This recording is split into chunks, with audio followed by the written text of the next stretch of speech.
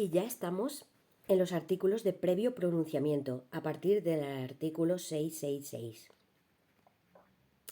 Vale, los artículos de previo pronunciamiento son solo pruebas documentales. Aquí no existen las pruebas testificales, ni peritos, ni testigos, nada, es todo documento. Y son todas las pegas o incidencias que impiden que el juicio se inicie. Evidentemente, esto única y exclusivamente lo pide el abogado del acusado. Pues es para evitar, una vez llegados a este punto, es para evitar que juzguen o que metan en prisión a su cliente. Vale, pues hay 5 motivos por los cuales puede pasar eso. Son 5 opciones que tiene el abogado del acusado que puede presentar, por las cuales se podría paralizar y hasta también archivar el pleito, el juicio. Esto es gordo, es importante. Entonces, las voy a enumerar. Primera, si presenta una declinatoria de jurisdicción. ¿Eso qué quiere decir? Pues que dice que el orden jurisdiccional no es el competente, porque esto se debería de estar viendo en un civil, en un contencioso o en un social o a saber. Entonces, declinatoria de jurisdicción es una opción. Otra opción, la cosa juzgada. Si el abogado del acusado dice que esto ya se hizo en otro momento, si ya dice que hubo un juicio y ya fue juzgado, pues evidentemente es cosa juzgada y ya no puede. El tercer motivo, la prescripción del delito. Claro, todos los delitos al pasar X años caducan. Pues en ese sentido se archivan. Si el delincuente dice que sí que cometió ese delito, pero hace 40 años, se archiva. Esa es la tercera opción que puede presentar el abogado. La cuarta opción, amnistía o indulto. El rey ya sabemos que puede indultar y una amnistía puede ser por decreto de gobierno. Imagínate que el delito es algo que el gobierno puso una amnistía sobre ese tipo de delitos, pues también lo puede presentar. Y por último, el quinto, es la falta de autorización administrativa para proceder en los casos en que sea necesaria con arreglo a la Constitución y las leyes especiales. En este punto 5 se refiere prácticamente a aforados, diputados, senadores, etcétera, presidentes de aforados. Por ejemplo, el presidente de la Cámara debe de autorizar cuando van a detener a uno de sus miembros. Si no autoriza, no lo detienen. Bueno, pues renuncian del acta de diputados, etcétera, cosas de ellos. Pero bueno, la falta de autorización administrativa se refiere a eso, temas de aforados. Ahora, recapitulando, cuando el juzgado de instrucción terminaba con auto de conclusión del sumario todo y lo pasaba a la audiencia provincial, el LAG de la audiencia provincial pasaba todo el archivo del sumario, ojo, que son un mogollón de hojas y estábamos en 1882, no había fotocopiadora, entonces primero se lo pasaba al Ministerio Fiscal. Cuando terminaba el Ministerio Fiscal y determinaba si estaba todo ok y faltaba alguna prueba o algo que considerara, lo escribían en un escrito de calificaciones y se lo pasaban al LAG para que el LAG se lo pasara a la parte acusadora por 3 a 10 días. Si la parte acusadora en el escrito de acusación determinaba que estaba todo ok, genial. Y si creía que faltaba alguna prueba, lo escribía. Se lo pasaba otra vez al LAG y el LAG lo pasaba otra vez, pero esta vez al procesado, para que de 3 a 10 días concluyera. Una vez ya estaba todo terminado, si todas las partes consideraban de que estaba todo bien y no hacía falta hacer ninguna prueba ni nada más, ya se lo quedaba el tribunal. ¿Qué hacía el tribunal? Pues se lo volvía a pasar al LAG para que esta vez, en un plazo de 5 días, le daba toda la documentación al Ministerio Fiscal para que en esos 5 días hiciese otro escrito en el que pusieran cuáles eran las calificaciones del delito, o sea, qué es lo que consideraban que debería de pasarle al acusado. Después le daban 5 días de plazo, o sea, el LAJ cogía la causa después de que el Ministerio Fiscal se la pasara, se la enviaba a la parte acusadora y en ese escrito le pedía lo mismo, qué es lo que pides, qué es lo que quieres para el acusado.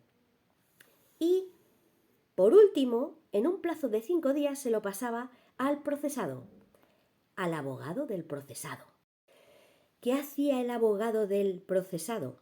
Pues tenía 2 opciones, o escribir a su defensa todo lo que conlleva para intentar evitar que culpen a su cliente en ese escrito, o presentar algún artículo de estos de previo pronunciamiento.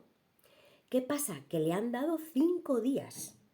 En esos 5 días, el LAJ le dice, tienes 5 días para presentar a tu defensa lo que quieras. Si decide presentar un artículo de previo pronunciamiento, tiene 3 días para hacerlo dentro de esos 5 días que le han dado. Otra cosa importante es que el abogado del acusado, del procesado, automáticamente tiene que acompañar al escrito ese que ha tenido un plazo de 3 días para presentarlo, todos los documentos justificativos de lo que está diciendo. Tiene que ponerse las pilas, porque si no, no lo consideran. Y si él no los tiene porque son documentos oficiales que están en X sitio, tiene que ponerlo en conocimiento también para que el tribunal reclame esa documentación y si se necesita original o copia compulsada o algo, hagan los trámites oportunos. Y luego tiene que presentar tantas copias de esas pruebas, tantas partes sean las que están ahí implicadas en el juicio, para que todos lean lo que está sucediendo. Es algo gordo. Y evidentemente, por otra parte, una vez el Ministerio Fiscal y la parte acusadora reciben esas copias en las que el abogado del acusado presenta los artículos de previo pronunciamiento, claro, la ley no puede discriminar a nadie. Le dan también 3 días a estos 2 para que hagan lo mismo. Si dicen, pues no, eso es falso, automáticamente tienen que acompañar las pruebas o decirle al tribunal dónde se encuentran para pedir los originales o las copias compulsadas o lo que haga falta. Vale, cuando he comentado de que si necesitan documentos oficiales y copias compulsadas se lo dicen al tribunal, se lo dicen para que tenga constancia el tribunal que en 3 días no les da tiempo a tener ese documento. Entonces, ¿qué hace el tribunal? En ese momento, como ya sabe que están pidiendo un artículo de previo pronunciamiento y que no les va a dar tiempo en 3 días, pues les da un plazo de 8 días para que puedan llevar a cabo esa prueba testifical que solamente en este caso, en estos casos, son de documentos, son documentales, ¿vale? Una vez ya está todo presentado, el LAJ dice día y hora para resolver estos artículos de previo pronunciamiento. Todavía no hemos entrado en el juicio. Estamos en un periodo intermedio entre la instrucción y el juicio oral. Está la instrucción, la fase intermedia, que es esto desde que el juzgado de instrucción pasa todo el sumario a la audiencia provincial, hasta la apertura del juicio oral. Es la fase intermedia, antes de la apertura del juicio oral, ¿vale? Pues eso, una vez finalizan los plazos de 3 días o de 8 días, en el sentido de si necesitan pruebas que tienen que estar homologadas y compulsadas y todo el rollo este que suele tardar, el LAJ ya pone inmediatamente un día para la vista Y cuando ya se celebra la vista, al día siguiente el tribunal dicta auto resolviendo sobre las cuestiones propuestas. O sea, si acepta o no esos artículos de previo pronunciamiento. Si resulta que sí que los acepta, automáticamente sobresee libremente y deja al preso, o deja en libertad al procesado. Y si no, se sigue para juicio. A ver, partiendo de la base, como lógica procesal, contra un auto que paraliza un proceso, cabe recurso gordo. Gordo me refiero a una apelación o casación. ¿Por qué? Porque estás dejando a una de las dos partes indefensa. Pero si seguimos adelante con el pleito, en principio no cabe recurso o puede caber uno chiquitito, como es el de reforma, ¿vale? Hay que tener en cuenta que si estamos en un juzgado, es reforma antes que apelación contra un juez. Pero si estamos en un tribunal, ya no es reforma, es súplica contra el magistrado. Y así como triquiñuela, si vas contra un auto, si es contra el juez, primero va reforma y luego apelación. Si es contra un magistrado, un tribunal, primero va súplica y luego apelación. Ahora bien, si es contra una sentencia, ahí directamente primero va a apelación, da igual que sea un juez que un magistrado, y después podría ser que fuese un casación, depende de dónde estemos y con quién estemos. Y vamos, ahora estamos en el artículo 676. Hay que tener algo importante en cuenta. Un artículo de previo pronunciamiento siempre se resuelve por auto. Siempre, ¿vale? Ahora, este artículo nos dice que si resulta que resuelves del punto de los artículos de previo pronunciamiento, que eran 5, si el segundo, que era cosa juzgada, o el tercero, prescripción del delito, o el cuarto, amnistía o indulto, de esos 3, el segundo, el tercero y el cuarto, si se aceptan, paralizas la causa, por lo tanto cabe recurso, ¿vale? Te dice la ley aquí que es apelación. Pero ten en cuenta que estamos en un tribunal. Primero iría a súplica porque estamos en un tribunal, pero aquí en la ley te pone apelación, pues como los burros. Apelación, sí, buana, lo que tú quieras. Ahora bien, si es una declinatoria y la admite, evidentemente si te la admite, es porque considera que la causa se tiene que ir a otro lugar. Imagínate que dice, no, es que señoría, no fue un asesinato, es que fue una caída, es laboral porque era en el trabajo. Pues dice, sí, vámonos a la orden social. Ahí admite recurso. Y si te lo deniega, sigues con el pleito en penal. También te admite recurso, tanto la denegación como si te lo admite, en ambos casos en declinatoria, como los burros, cabe apelación. Y en el quinto punto, cuando es falta de autorización para procesar, o sea, falta de autorización para procesar, ¿vale? Falta de autorización administrativa pone en el punto 5. Pues se refiere a los aforados que habíamos comentado. Tú imagínate que no tienes autorización para procesar a una persona porque hay en los aforados ciertos privilegios que te permiten estar absuelto. Así tal cual. Desde mi punto de vista no debería de ser, todos somos iguales, ¿no? Pues todos deberíamos de ser igual, pero bueno, la ley sin comentarios, me callo. Vale, pues si el tribunal estima la falta de autorización para procesar, mandará subsanar este defecto quedando en suspenso la causa y continuará una vez concedida la autorización. Ojo, ¿esto qué quiere decir? Pues que el tribunal se tiene que esperar a que en el Congreso de los Diputados o los senadores, por ejemplo, den permiso, el presidente dé permiso para que a esa persona se le pueda juzgar. Si no lo da, no pasa nada. No se juzga, se cierra, ya se sobresee. Así que si solicitada esta se denegare, quedará nulo todo lo actuado y se sobreseerá libremente la causa. Tómate algo.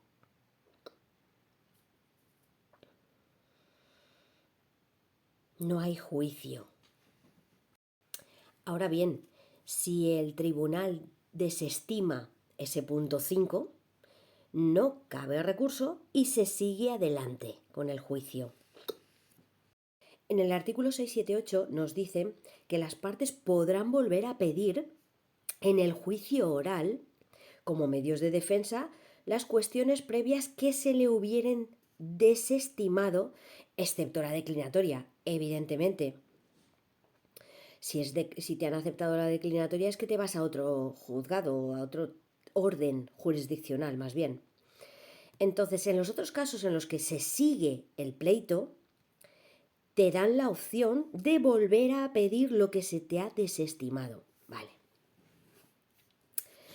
Luego en el 679 nos dicen que se comunicará la causa por 3 días a la parte que las hubiera alegado para el objeto prescrito en el artículo 649. Cágate, lorito. Voy a hacer una explicación de esto, que es que la ley te lo complica todo un poco. Bueno, pues ¿esto qué quiere decir? Que primero te dieron 5 días para hacer el escrito de calificación de defensa, ¿vale? Y tú pensaste, voy a presentar artículos de previo pronunciamiento y tengo 3 días dentro de esos 5 para poder presentarlos, ¿vale? Da igual que haya empleado 1, que 2, que los 3 días.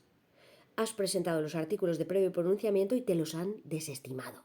Considera el juez, bueno, el magistrado, que no tiene razón y que no son válidos. Automáticamente en este instante te dicen, bueno, pues ahora te di 5 días, empleaste X para los artículos de previo pronunciamiento, no me han servido, pues necesito el escrito de calificación de defensa como Dios manda, pero esta vez te doy 3 días para que me lo realices. Eso es. Una vez hemos llegado al 679, aquí el tribunal ya tiene todo el pleito calificado por todas las partes. O sea, el fiscal, imagínate que ha pedido 10 años de prisión, la parte acusadora ha pedido 15 años de prisión y el acusado ha dicho que él no ha hecho nada, que es inocente. Ahí ya tiene todos los escritos. Y ahora es el momento de que la audiencia celebre el juicio oral. Aquí es cuando ya viene la apertura del juicio oral, conforme a lo que han dicho en los escritos. Aquí ya miran tantos peritos, tantos testigos, ya va todo a moverse para celebrar ese juicio oral. Y a partir de aquí es otra cosa importante que ya sabemos, el sumario es reservado a las partes. Eso quiere decir que las partes pueden verlo infinidad de veces, todas las que quieran. Está como exclusivo toda la documentación para ellos, de no ser que sea secreto de sumario, que ahí solamente lo pueden ver el juez y bueno, un poco más.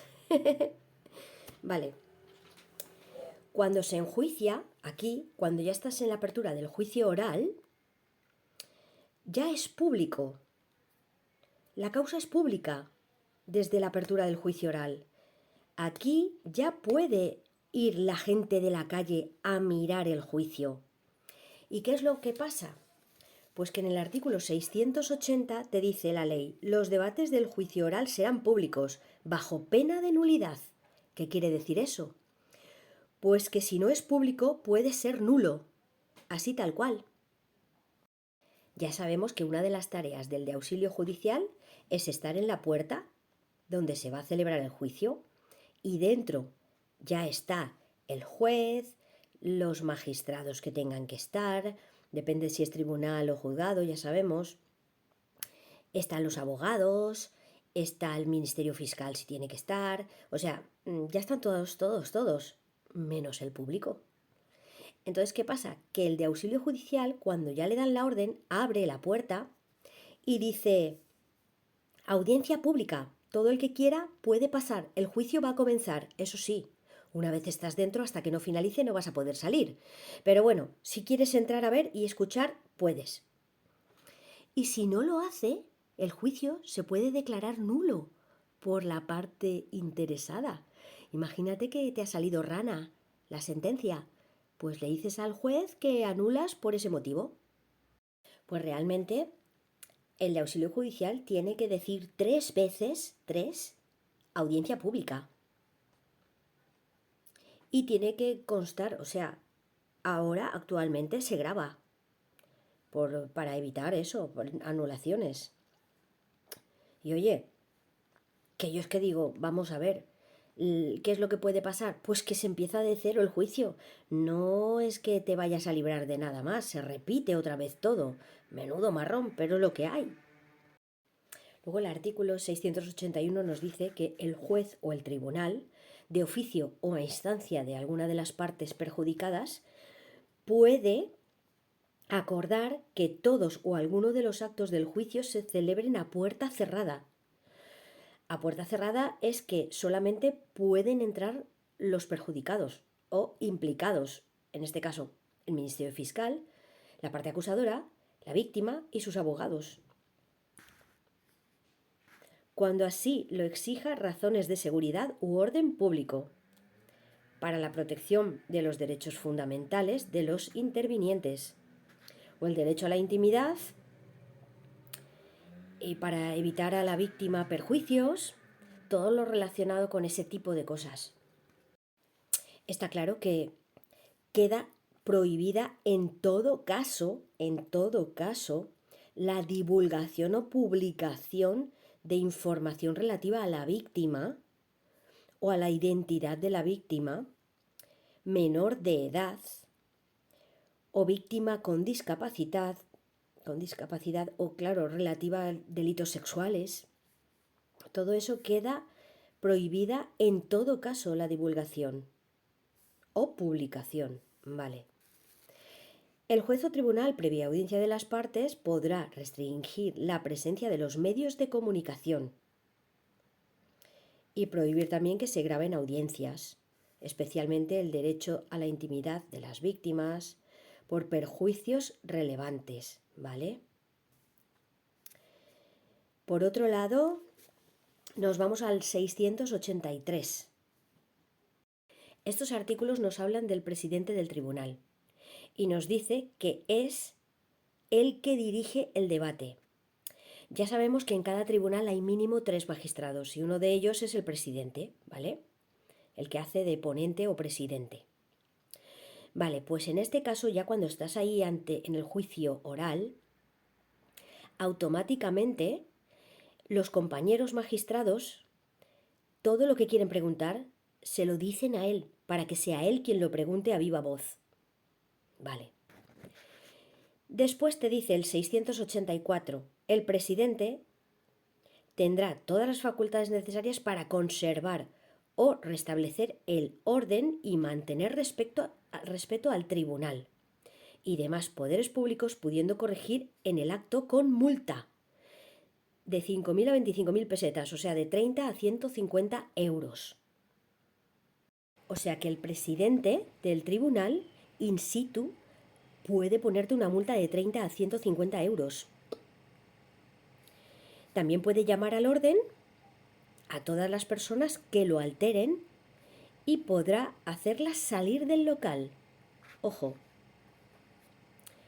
Podrá también acordar que se detenga en el acto a cualquiera que delinquiere durante la sesión, evidentemente, pero ya ves, lo hace el propio presidente, poniéndole a disposición del juzgado competente, que sería el juzgado de guardia donde sucedió el delito.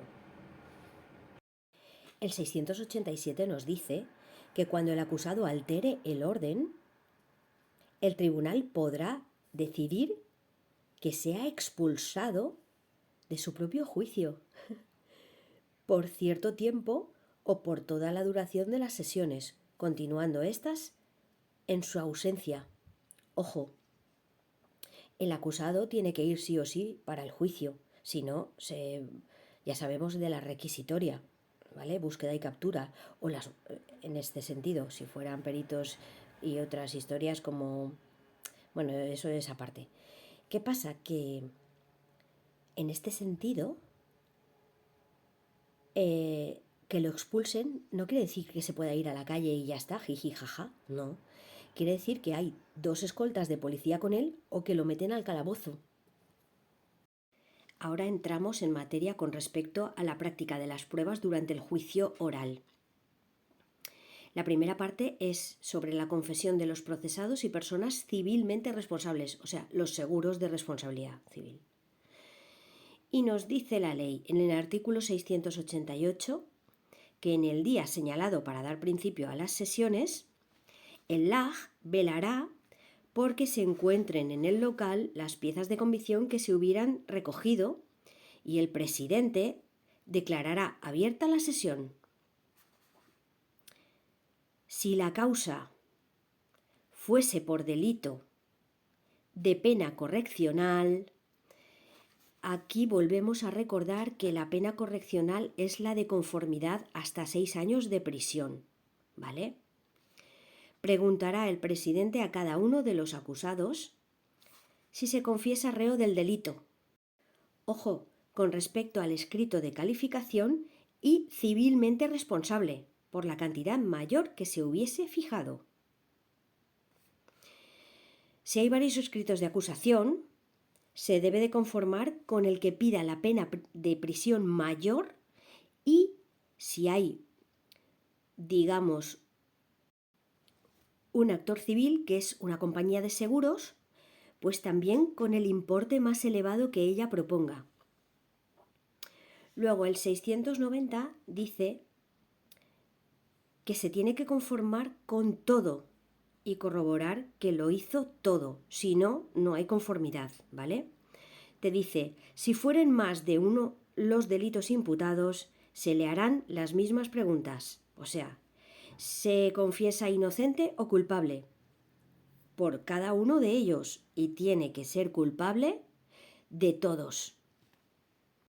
Bueno, el artículo 694 ya nos dice que si en la causa solamente hubiese un procesado y contesta afirmativamente diciendo que sí que es el culpable de todo, o sea, se conforma con todo y recordando con lo más elevado de todo, el presidente del tribunal preguntará al defensor, o sea, a su abogado, si considera la continuación del juicio, porque ya es tontería en principio. Y si éste contesta negativamente, tú imagínate, si el abogado quiere seguir es porque considera que su cliente no está apto para ser condenado por lo que sea.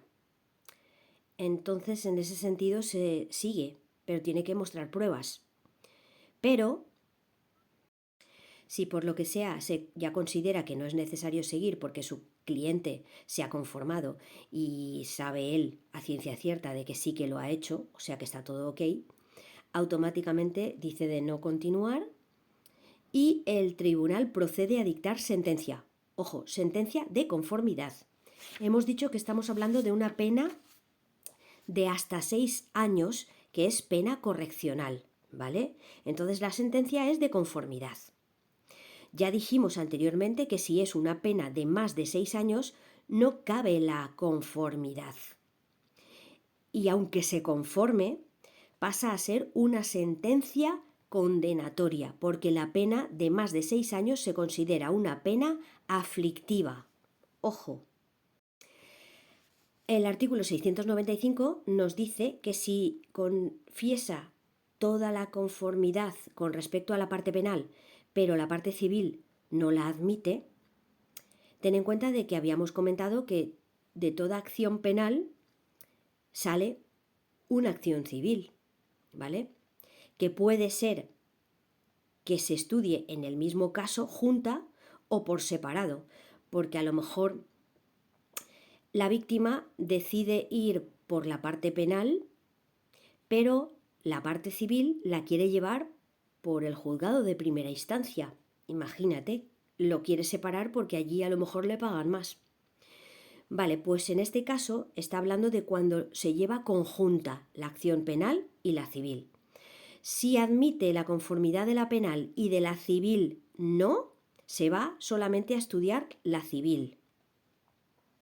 Así que el juicio continúa llevándolo el propio tribunal porque se quiso ver conjunta la causa penal con la civil, pero solamente llevan a prueba y cuestionan la parte que no ha admitido civil.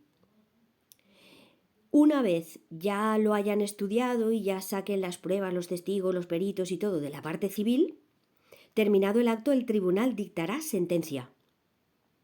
Pero el propio tribunal penal, ¿vale? Porque se está viendo la causa continua.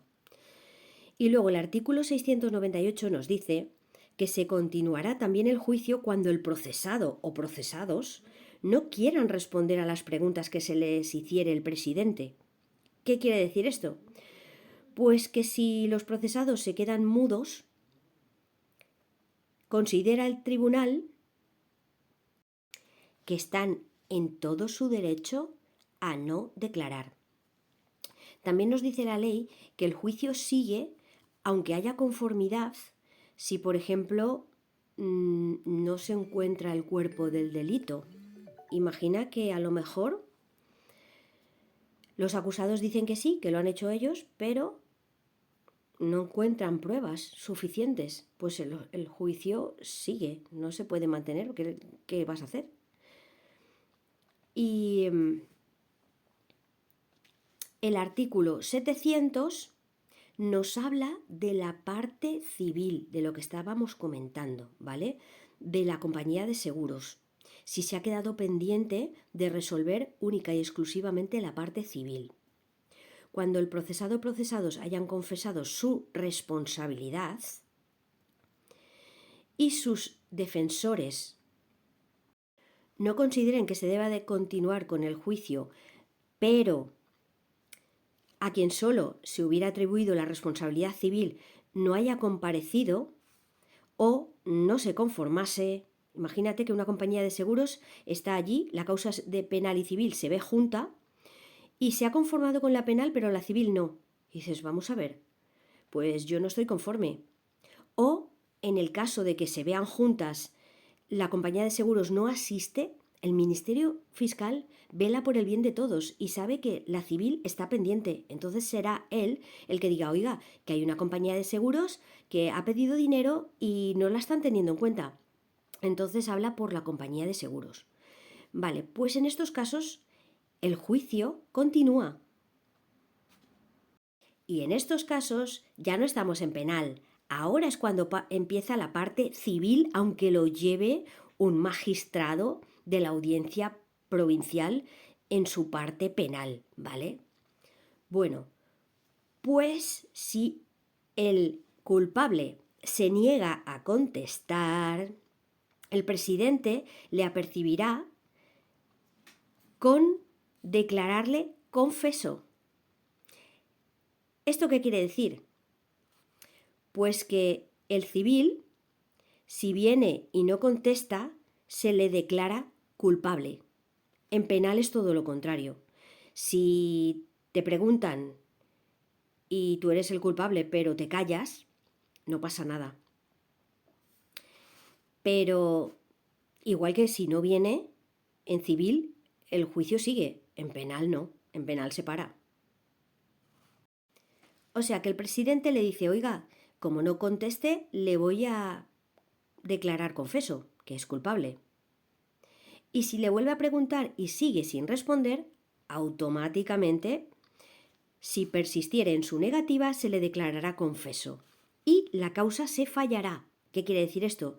Pues que dicta sentencia de culpabilidad. Vamos, que en civil no tiene derecho a no responder. En penal puedes callarte, derecho de omisión, pero en civil no puedes.